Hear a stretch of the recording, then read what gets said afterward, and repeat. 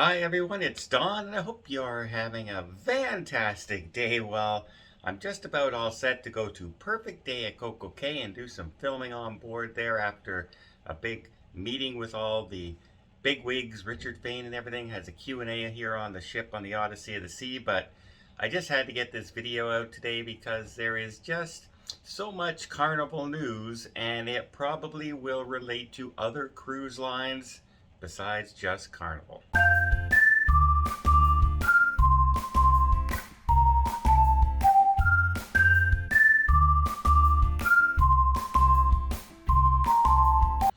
Okay, first the easy news. The easy news. There's some harder news coming up about protocols and things like that. Stay tuned for that. But first off, we have Carnival has announced that they are going to be canceling some more cruises. First of all, we have Australia because of the situation in Australia. Who knows what's going on there? They've canceled until March of next year. Let's leave it at that. Everybody's canceling in Australia until March of next year, completely eliminating season 2 of cruising in Australia, the cruising season. But Carnival says that they're going to have their entire fleet sailing, perhaps other than those 2 ships that were going to sail in Australia, up and running by the end of March 22, but there are some delays. And one of those cruise ships that was canceled is the Carnival Ecstasy, which was supposed to set sail on March 3rd. It will now set sail on March 7th, missing one of its cruises. So if you have that booking, you might want to look into switching that around. We also have the Carnival Paradise out of Tampa. That cancellation on March 3rd and 7th is now canceled, and they will start up on March 12th. And both vessels will be sailing before the end. The also Carnival Sensation will also be sailing from Mobile on March 5th. So they are redeploying, and they are looking at redeploying those ships that, the places just aren't opening, which is a shame in a way. They also have announced that their protocols for vaccinated and unvaccinated guests have changed, which, yay, I guess. But it's very, very detailed. I'm going to do my best here to break this down for you because it's very all over the place. There's no one answer for everything. And so right now they're saying that they are going to keep their vaccination protocols and their safety protocols in place until March 31st, well past the January 15th, conditional sail order that the CDC is going to let lapse and just become a voluntary system by then. But they are making some changes now going into the holidays and into March for unvaccinated passengers, which they had stopped. They were no longer taking vaccinated passengers on some of their ships in Carnival, and they will now be allowing another certain percentage. Again, they're trying to go with 95%. These numbers are not guaranteed. You have to apply for them, and you won't know until getting very, very close to the cruise, which makes it kind of hard if you're trying to plan a vacation and book flights and things like that. If you live near a cruise port, not as big a deal. If you're trying to fly in from someplace and you have kids under 5 or kids who aren't vaccinated or yourself who are not vaccinated. Anyway, let's get into these protocols. But before I do, let me just invite you to hit that subscribe button if you haven't done so already. Really helps the channel out. You'll be kept up to date with all these news broadcasts and news protocols, everything cruising, all the different cruise lines. When there's something in there, I will do my best to report it and keep you informed as best I can. Doesn't cost anything, and again, I would really, really appreciate it. Okay, I'm gonna need my glasses for this one, folks.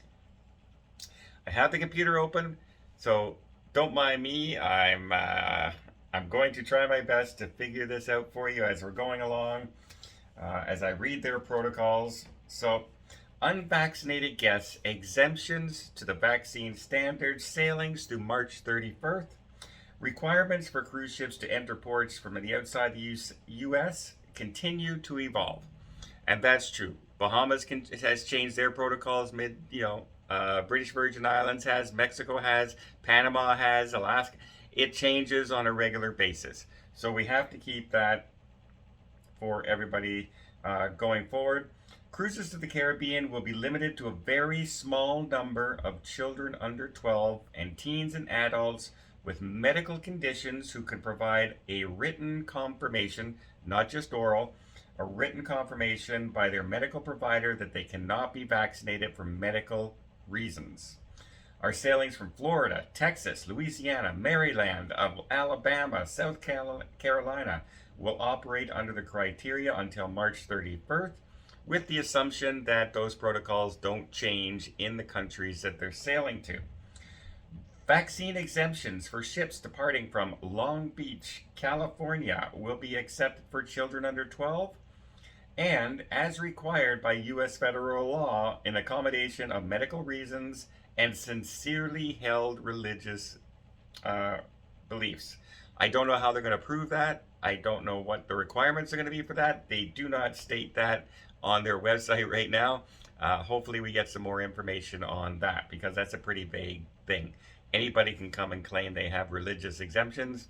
How are you going to prove that you have deeply held religious exemptions? On the Carnival Glory, November 28th. From New Orleans, the Carnival Legend, January 9th. Baltimore Miracle, January 9th. Long Beach, Carnival Sunshine, January 17th.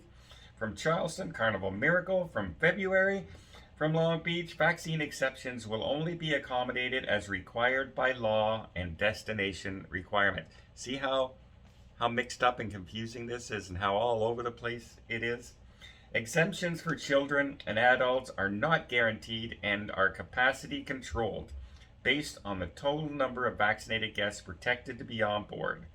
The number of exceptions we are able to grant is far fewer than requests we receive. While the decision to be vaccinated children is obviously a personal one, if you are a family with children aged 5 and 11 and want to guarantee your ability to sail together, we encourage you to consider the vaccination option. To meet the definition of fully vaccinated, keep in mind the protocols. We all know that you have to be vaccinated 14 days before you get on board. So they have done this change. At least they are starting to allow kids on some cruises again. They are clarifying a little bit of the exemption rules other than the religious one. It's a little harder to figure that one out sometimes.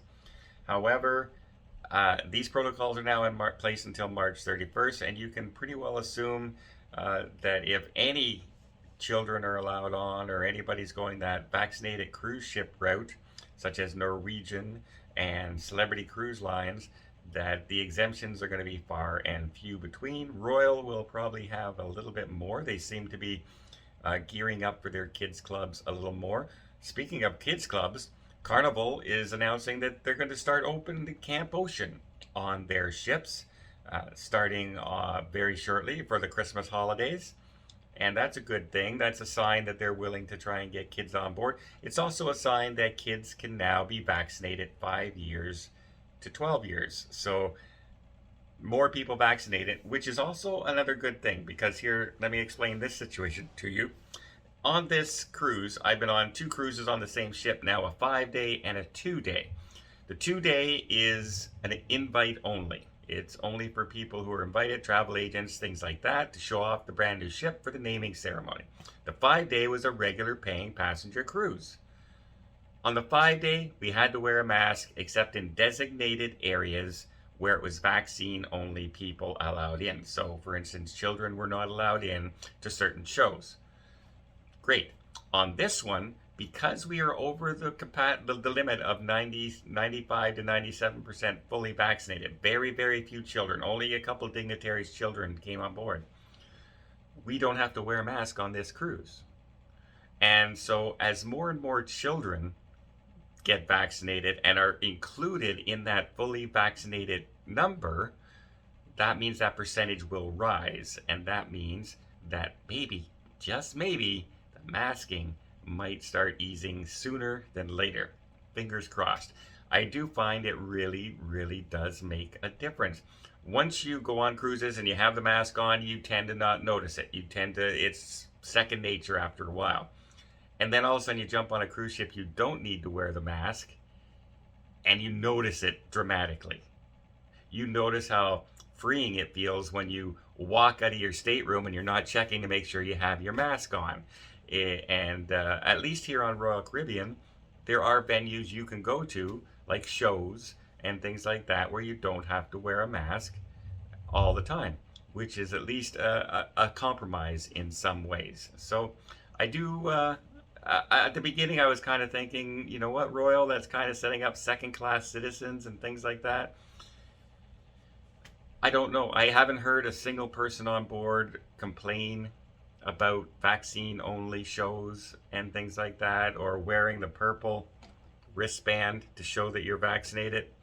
I don't like the purple wristband. I'd rather it be like a wristwatch or something like the medallion is, or something on your keypad, because that always catches on my wrist and it keeps rubbing all the hair off my arm. That's a small detail.